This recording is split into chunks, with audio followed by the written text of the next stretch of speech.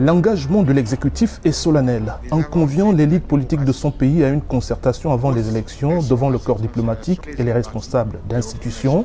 Ali Bongo Ondimba acte l'harmonisation des mandats électifs. Le président de la République, le député, le sénateur, l'élu local auront tous désormais un mandat de 5 ans.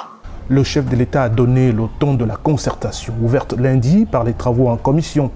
Pour Gérard Elangema du Front patriotique gabonais, parti membre de l'opposition, la classe politique doit aller au fond du débat.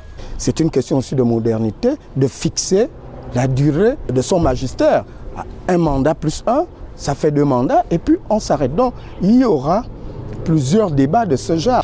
10 jours pour convaincre, c'est le temps imparti aux commissaires de l'opposition et de la majorité pour produire un texte consensuel sur la réforme électorale. Florentin Moussavou, président de la plateforme Conscience et Action Citoyenne, proche du pouvoir, veut rassurer les plus sceptiques sur ce timing jugé insuffisant. 10 jours, c'est déjà beaucoup. On aurait même pu faire cela en 2 jours, 3 jours, si nous sommes des hommes de bonne composition, si nous aimons le Gabon de la même manière. Et je crois que ces 10 jours seront suffisants, à mon sens, pour avancer. L'initiative des présentes assises est une demande de l'opposition. Elle veut imposer l'alternance au pouvoir par la voie des urnes.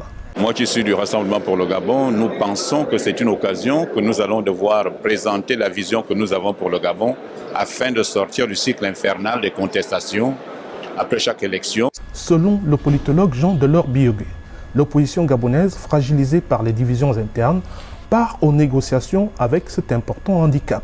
L'opposition, son objectif, c'est l'alternance, c'est de gagner le pouvoir et essayer de participer activement à la justice politique.